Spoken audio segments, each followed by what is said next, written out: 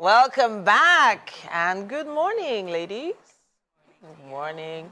There is so much happening online and there is a particular story that's highlighted. But I wanted to start with saying that I've had a lot of cause to, break a sweat whenever I go into a supermarket and I see the price tag.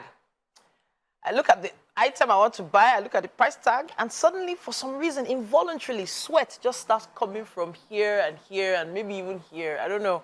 And I don't know, is it only me that sweats whenever I go to a supermarket these days? Such that, of course, with the advice of friends, family, go to the open market where you're already sweating by the time you get to the market anyway, so that the sweat doesn't bother you when the prices are almost exactly the same. Christmas shopping has become a task, a chore. And I even hear husbands are tagging along now just to be sure of what their wives are pricing them. But there is a highlighted story here that came up from yesterday. I'm not sure if you would like to read it. Okay. No, just go ahead and you have it here. All right. So it says here, Talk to V posted this. It says here, so my neighbor kept complaining that things would be more expensive by December and that if she had the money, she would buy everything she needed for Christmas this month. Yesterday, she later went to the market and bought a bag of rice, a carton of vegetable oil, and some tinned tomatoes and other things. But when the car carrying her goods dropped her off, she stepped down and went to the boot to wait for the driver to open it and offload her stuff. However, this driver took off with everything. My neighbor is feeling miserable right now. It has gotten to the stage where we all need to be extremely careful. If you have load in the boot, please allow the driver to get down before you. Snap his plate number if you can. A lot is happening in this country. So that post also made me want to break a sweat because I know that you can't carry all this load by yourself now. You're going to have to use a vehicle of some sort to carry it for you. I don't know. What would you do if, God forbid, something like that happened to you? To be very honest, I don't even know. So it actually just still takes my mind back to certain things, right?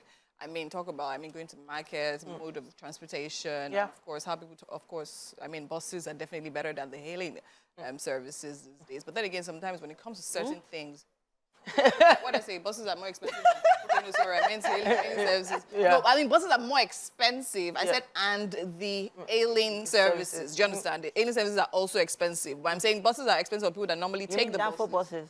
Yes, no. Okay. Are expensive for people that take the buses, and then hailing services are now more expensive than usual. Oh, okay. Yeah. So, and then most times the conversation is usually around, what to do at certain points, right? If you talk about, this particular story in question, she actually went to the markets to get like a whole lot of things. Yeah. That's what I'm assuming, right? Talking about, Christmas shopping and bulk buying and stuff like that. So I'm like, okay, maybe the decision would have been to just take an hailing service. Just think about it. Do you understand? Because now think about It sounds like a hailing service. Was it hailing? Yeah. I thought it was bus. No, it was a bus. It was Just a come down and went to the it was back of the And bus now, to so you carry- know when you get to your house with the taxi. That's why it's paid. So the driver was still in the In car the because, to be honest, he has no responsibility Oga, getting down off from your the car. It's not your engine. personal driver. Off your engine. Go off your engine and come and So open the boot. she went to the boots with the hope that, okay, he would have, all he just needs to do is tap on the boot. He opens it because he knows your things are in the boot. And then she gets her things out. Next thing, Oga drove off. So in that circumstance, I hope she called. That's why whenever I book a ride, I will call you with the number, not on the app. Yeah. So of course you can trace on the app. That's an amazing thing about it. And now you have several things to report. I even saw one recently. Which day was I checking? Was the driver braking Inappropriately. Yeah, inappropriately and all of that. So luckily, if that is the situation, then of course she can probably trace the guy, get his number. He can. But at that Yeah, point, blocks the number. where she probably spent a bag of rice is 100 and something Yeah. K. 110K. 110. I even saw in the supermarket 126,000 naira in the At that point, supermarket. at that moment. And then a box of tin tomato. Tin tomato now. I'm trying to even. How was she still able to breathe when the car was driving away? Like seriously. You have to be calm. You have to be How? Be calm. You have to Be calm calm. down. I don't even. You have to calm down then. Then the stress she's already gone through, going to the market, and then suddenly you're just looking at all those goods just drive away. Was it intentional though? No, but seriously, yeah, sometimes you get forgotten. No. You may have forgotten that there was stuff in the car. Well, God bless him if he forgot. I know that these are very interesting times. Very interesting times, I would say. I've had various phone calls, especially people calling me on Instagram, wanting one help or the other, you know, financial support. And, you know, to be honest, I sort of shut down for a couple of days because, like, I wanted to just rein in on what I've been going through emotionally. So I decided, okay, you know, I'm not going to, you know, focus on anybody. I'm not going to everyone should just stay on their own first. Let me deal with myself first. But this morning, I think I was doing my morning devotion, and I was just reminded of, you know, some of those, you know, messages and calls of people asking for things. I'm just saying that I think this will be a time, because we understand the circumstances, for each and every one of us to, you know, see how, no matter how little, let's find a way to support one another. What that man did, he's a thief. I hope she reports. It was not a mistake. He deliberately ran away with those goods because he knew what he was doing. And even if I don't see a tweet of her acknowledging that he came back to her house with those things to return them. Let's assume that it was a mistake. So he stole those items. We've also seen reports of dispatch riders eating from people's food. Stealing from people's items. So please, we are all going through this thing together. We cannot be our own architect of our own misfortune.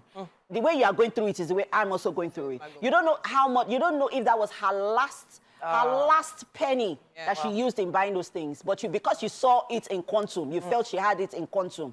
And, you know, so let me take out of it. Don't take anything from her. It's not fair. It's not right. I don't think it's right for us to do this to one another. Instead, let's find a way to, even if you had begged for it, I'm sure she would have said, okay, since you asked. The Bible says, ask and you shall receive. If you don't ask, how would you know if you will not get at before you now steal? At least she will give you out of it now. Even if she gives you even if she does not decide to give you out of it, even if she does not give you anything, it's not your right. It's not well. It's not your right. So, but then if you don't ask, you never know if she wouldn't give you out of it or not, because you're now stealing from it and you know, driving off with it. It's not fair. I was having a conversation, with someone this morning, and then the person was talking about, that I should speak to one business owner now. Maybe they can, you know, make certain compromises for them. And I'm like, see, this time, I'm not making any compromise with my business. I'm not going to ask anyone to make any compromises with their business because things are tough. And I'm not going to ask anyone to break their bank or give their arm and their legs in this. No. So as you are doing it, please, let's all just, you know. And sadly, there are a lot of these. I don't want to call them gangs now. Groups, like in the market. If there are cabs in the market, they could sadly be conniving with people in that space. About that one is no. So I'm saying, if for instance you are not sure about the person or the driver or the vehicle taking you back, be extremely attentive, monitor, take all the security protocols seriously this period of time. So like the situation of what could she have done to make sure? Some of the guys when they drive, they actually feel not obligated at all to literally come out to help you. Yes. But anyways, tell them. You literally have to tell them to please calm down. Calm down. And please, when you're in the market, literally, because everybody is literally pulling one scam on the other. Yes. Actually, those POS guys. Exactly. Lagos Island Market.